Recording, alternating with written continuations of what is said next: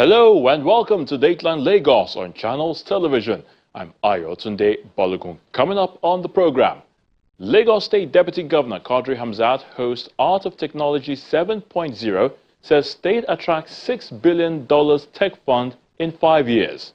Lagos State Government commissions Police Gender-Based Violence Center in Ikeja, and Lagos State Government launches Fortified Eco-Rice. The Lagos State Deputy Governor Quadri Hamzat has disclosed that the state attracted over $6 billion in tech funding between 2019 and 2024, and the state now accounts for 80% of Nigeria's 2,000 active startups in the tech ecosystem. The Deputy Governor, who is speaking at the Art of Technology Lagos 7.0, calls for a deeper collaboration between the state government and the private sector in building a safer, smarter megacity and a digital economy that create jobs and prosperity. Please take a look. Lagos, and by extension, Nigeria. AI is far-reaching and multifaceted, touching upon every aspect of the society and economy. The evolving technology-driven environment is the focus of the Art of Technology Lagos 7.0 conference at the Landmark Event Center, Victoria Island, Lagos. The essence of AOT 7.0 basically is to bring together all the work and the foundation that has been laid together in the last 6 years. And this year, we're focused on talking about future technologies and a sustainable Lagos, looking at how these technologies will come together. Again, it's not just about AI, but talking about AI, climate change, e-mobility, cybersecurity, and all of that. How does it come together to help shape the world we live in, and of course, help drive the innovation, build the Lagos state ecosystem, and further grow the GDP of Lagos, reinforcing Lagos' position as a fastest growing technology ecosystem. The Lagos State Deputy Governor, Quadri Hamzat, joins policymakers in the tech industry, entrepreneurs and other key stakeholders in the sector to deliberate on how to explore artificial intelligence on the economy of Lagos, Nigeria and Africa. Today's theme is Future Technologies and a Sustainable Lagos. Where are we going in terms of using technology to drive value and to raise the living standards of our people? Funding is an important part of driving innovation. And so from the funding part in the third year, we gave out checks to multiple startups that were building very critical solutions for the city. The fourth edition was the Talent Acceleration Master Plan. That's where we came up with how we can accelerate talent in the innovation ecosystem for Lagos. Of course, in the fifth year, we looked at the creative economy, because there's a lot happening now. Nollywood is about the third largest film producing ecosystem in the world. And we saw how could we use technology to continue to accelerate that particular sector. And in the sixth year, we looked at AI and its impact on our economy, and what were some of the things that we needed to do to accelerate AI within our ecosystem. We are training a lot of young people as well in data protection, sensitization processes. We have about 110 data protection officers across Lagos State, and we are building the most robust data protection schema in the country. The Lagos Innovation Bill will be a landmark, groundbreaking framework that will codify innovation as a permanent part of our socio-economic fabric. The conference also highlights the role of future technologies in reimagining Africa's role in the global innovation economy. For me, if I wanted to solve problems that exist in the human body, I had to do biomedical engineering because it's a combination of the two. And then when I wanted to think about the future of humanity, this is where the part where it comes into like where people kind of like also ask, how did I get to even wanting to go to space? For me, it was always about asking questions. I had a lot of questions. I had a lot of questions about where humanity was and where it's going.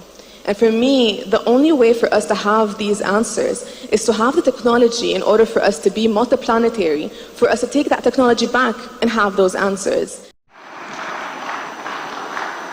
Deputy Governor of Lagos State, Kadri Hamzat, says Lagos stands as the fastest rising innovation city on the planet, which puts pressure on the government to strengthen its digital backbone for the benefit of all. With continuous investment in infrastructure and enablement programs, the Lagos State government seeks to increase the contribution of technology and innovation to the state's GDP. Lagos is making deliberate, measurable, and bold investments to strengthen its digital backbone. For us, we see technology not just as an enabler, we see it as the foundation for sustainable growth, efficient governance, and a resilient future. Our smart city transformation is already delivering impact in communities where smart infrastructure has been deployed, such as the intelligent transport system. In-person traffic enforcement has reduced by about 30%, demonstrating how automation improves compliance, transparency, and of course safety. With the Safe City Intelligent Video Surveillance Network, the Nigerian police, using our infrastructure, has achieved over 10 major operational successes in security responses, criminal investigation, and traffic management, all enabled by smart power cameras and real-time analytics. So this, for us, is the Lagos of the future, a city that is intelligent, proactive, and is safe for all of us. So we know that a connected Lagos will be a prosperous Lagos, because between 2020 and 2024, we've deployed 2,500 kilometers of fiber optics and ducting infrastructure, providing the backbone for low-cost broadband and cloud-driven innovation.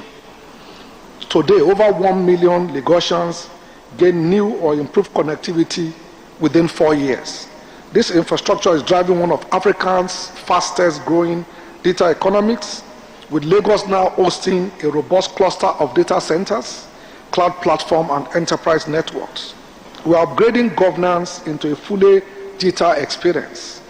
In just 5 years, over 16 ministry, departments, and agencies now provide front-facing digital services.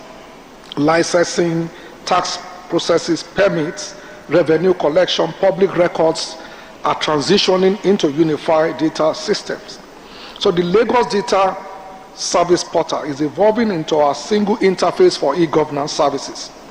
With over 10,000 visitors per day, it is defining the country standard for e-governance services. So we are building a government that works at the speed of its citizen by interacting with our citizens digitally.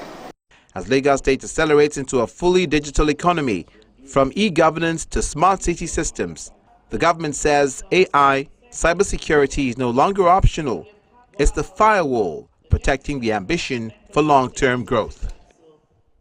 Let's turn our attention to domestic and gender-based violence issues. This time, the wife of the Lagos State Governor, Dr. Ibijoke Sanwo-Olu, has formally handed over the remodeled Gender-Based Violence and Family Support Center at the Gender Unit Police Command, Ikeja, Lagos. Dr. Ibijoke Sanwo-Olu says the facility will help fast-track justice for survivors of sexual and gender-based violence and ensure their protection. Between August 2024 and July 2025, the Lagos State Domestic and Sexual Violence Agency reported a total of 8,692 sexual and domestic violence cases. Out of this figure, 5,063 are adult reported cases, while 3,629 represents reported cases of children.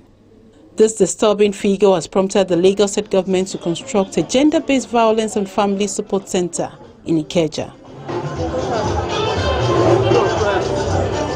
The provision of this facility is the reason for this gathering, including the wife of the Lagos State Governor, Dr. Ibijoke Sanwo-Olu, wife of the Lagos State Deputy Governor, Oluremi Hamzat, and other senior officials of the Lagos State government and officials of the Lagos State Nigerian Police Force have all come to witness the handing over of the facility that would help drive justice for victims of gender-based violence. It's also a complementary or supporting for the domestic and sexual violence agency of the state government that have been running for years. We can afford to arrest perpetrators. We can afford to prosecute perpetrators. We can afford to convict the perpetrators to answer for his crime. What about the victims? There should be support for the victim. The little we have been doing, this is a welcome development to show that anyone involved or engaged in any gender violence, and even for the support for the family, is a welcome one. And I say this in addition, that now Lagos State is going through a reform to make sure that we have people-centered justice system. It is when we have people-centered justice system that justice will be said to have been done. The State Commissioner of Police applauded the wife of the Lagos State Governor for championing advocacy against gender-based violence and gives assurance of bringing perpetrators to justice. Today marks a major milestone in our collective effort to strengthen justice delivery, safeguard vulnerable persons, and reaffirm our commitment to upholding the dignity and the right of every citizen. I must mention here that this journey started about 2 years ago, precisely in June 2023, when the then Commissioner of Police in charge of the state identified the rapid report of cases of LGBV within the state, which called for an urgent need to be more proactive to hear the survivors and let the law take its course on the perpetrator. This is to protect the survivor and give them timely access to justice. We then sought the support that the Lagos State Police Command sought the support of the First Lady, Dr. Mrs. Cledana Ibijoke Sanwo-Olu, and other partners and friends of the police to actualize this project. We are saying loud and clear that silence is no longer an option, but justice will never be out of reach, and justice will be delivered in every case promptly.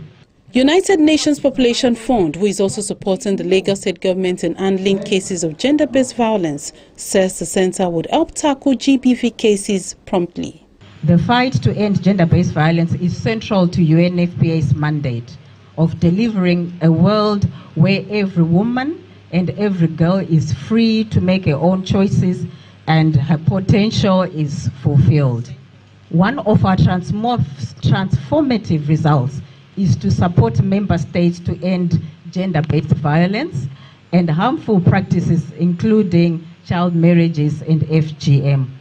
So we are therefore really proud to partner with the Lagos State government in this crucial area. We are fortunate to have this situated in our local government. It further stresses the fact that our vision will properly streamlined to fit in to protecting gender-based issues and related matters. Addressing the gathering, Dr. Ibijoke Sanwo-Olu says the facility will provide support services for survivors across the state. When I first received the news from the Lagos State Police Command in 2023 on the need to remodel the gender unit, what I saw was not just a proposal, it was a cry for help. At that time, the unit was operating from a 2-room office space that was clearly unfit for sensitive, delicate, and often traumatic cases brought forward by survivors of abuse. The environment was not conducive for people who came seeking help and justice. Today, by the special grace of God and through collaborative action, we are now witnessing a transformed facility, reborn, renewed, and repositioned to give hope to the hopeless, voice to the voiceless, healing and timely response to survivors of domestic and gender-based violence across Lagos State. Let me especially commend the Lagos State Police Command for identifying this urgent need and taking bold steps to ensure that policing aligns with global best practices. This remodeled facility represents a symbol of sympathy, of empathy, justice, and state-driven protection.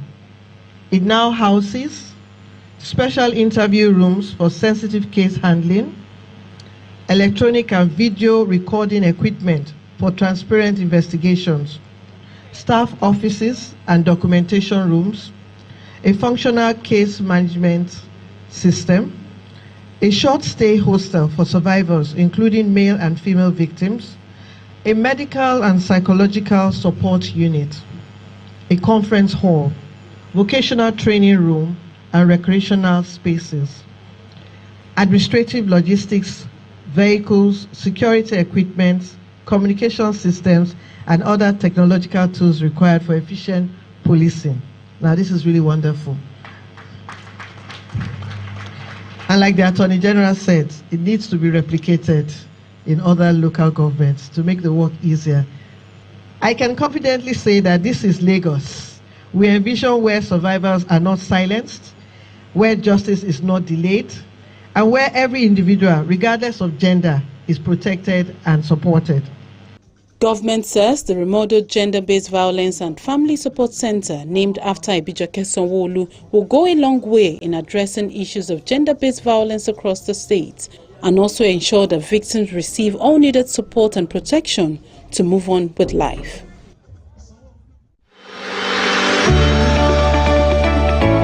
Lagosians, it is no news that the present administration of Mr. Governor Babajide Sanwo-Olu delivered projects in different sectors of the economy through the themes agenda. With this success in mind, the second term of the present administration has included social inclusion, gender equality, and the affairs of youths in its agenda. Now, we have the Themes Plus agenda. With this, no one is left behind on account of their social status, gender, or age. Lagosians, be prepared for another 4 years of a total revamp in all sectors. Igbega Ìpínlẹ̀ Èkó, Àjùmọ̀ṣe. Now is the time to talk about food.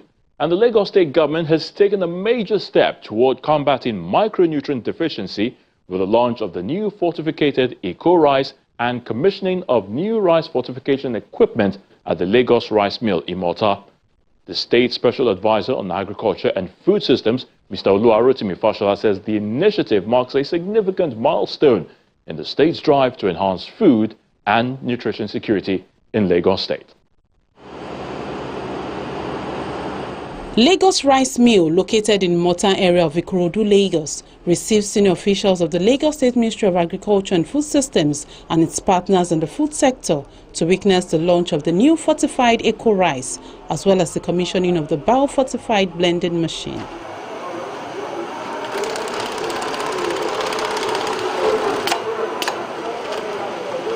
Lagos State government has taken another bold step towards tackling growing macronutrient deficiencies with the production of the fortified eco-rice about to hit the market. This journey started in Kano about a year ago when the partners invited us to Kano and they said they had a blending plant and the SA facilitated it, and we are here now witnessing the commissioning of the blending plant.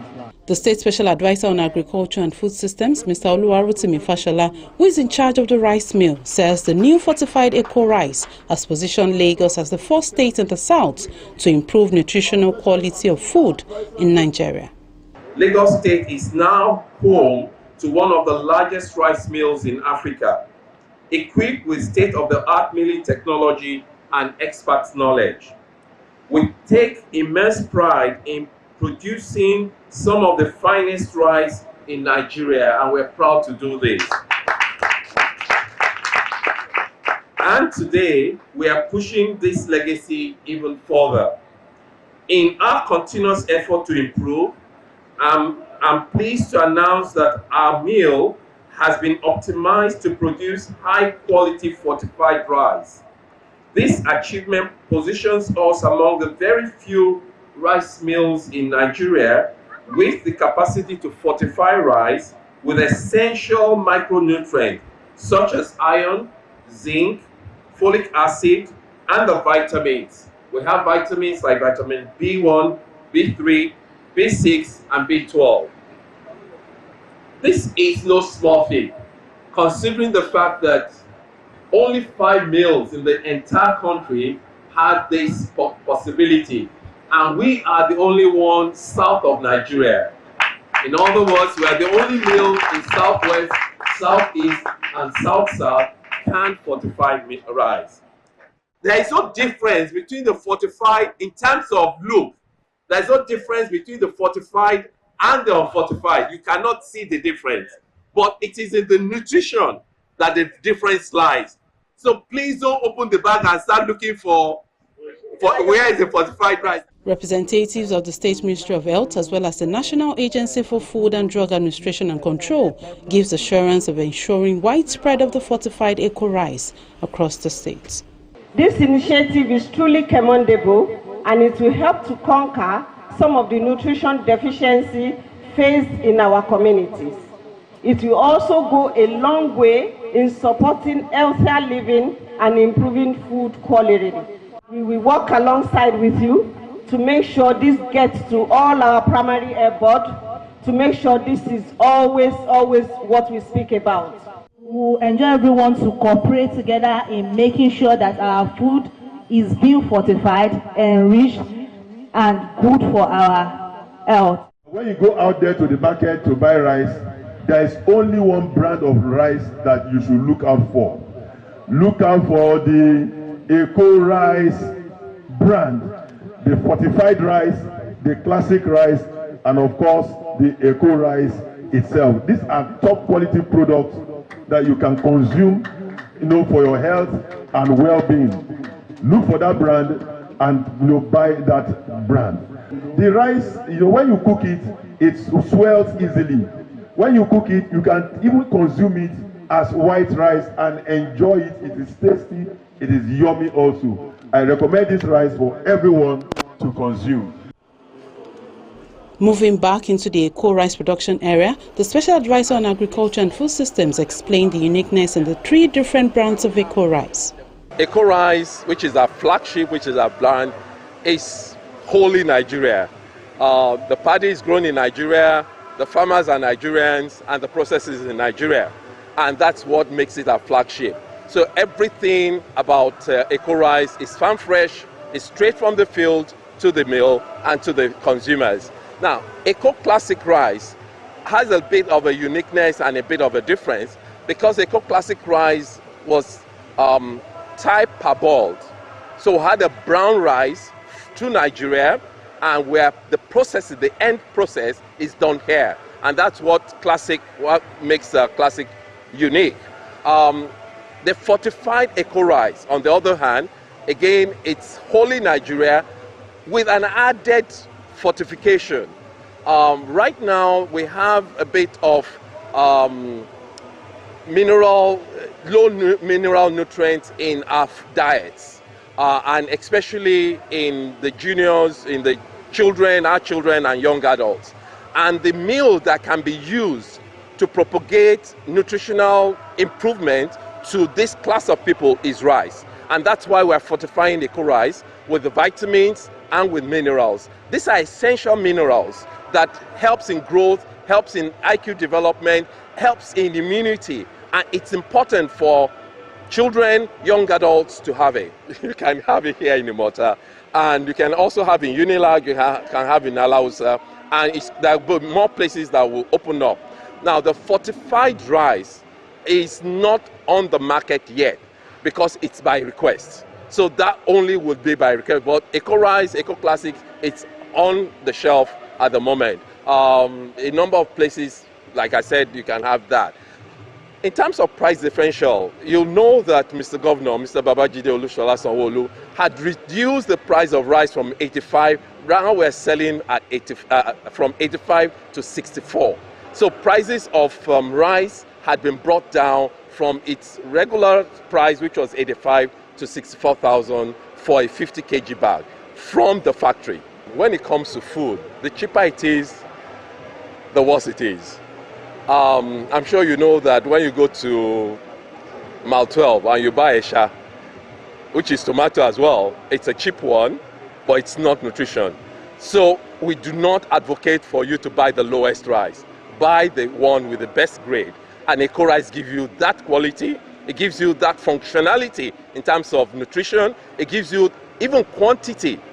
Our bags are 50 kg.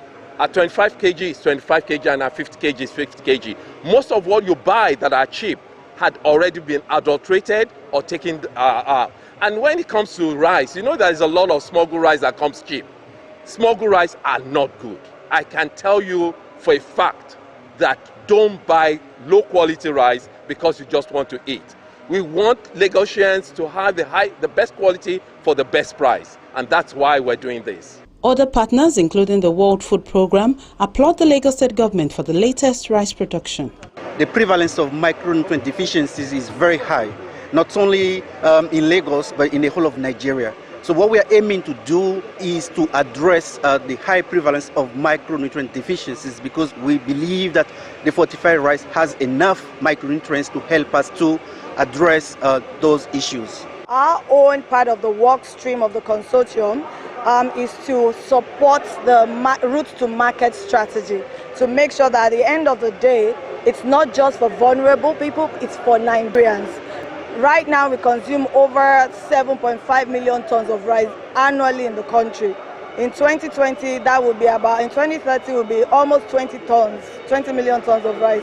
So you see how many Nigerians have the opportunity to connect with essential micronutrients in their food. So our goal in the whole consortium is to make sure that we provide them with the right tools and the capacity, the knowledge, the training to take this product that has now just been launched with essential vitamins and minerals to the average Nigerian. So that's how part of the consortium work. We're commissioning this entire plant to the glory of God and the benefits of mankind.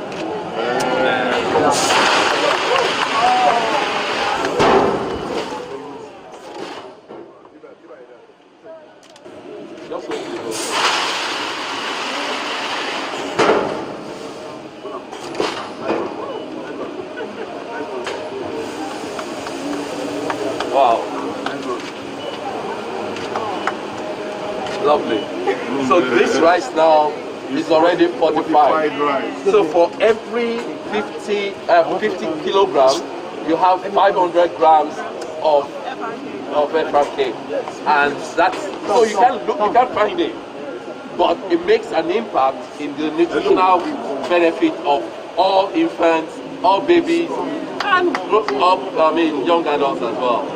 With the unveiling of the new rice fortification blending equipment and the launch of the fortified Eco Rice, Lagos residents now have access to better options of quality and affordable rice that is rich in nutrients and available across the states.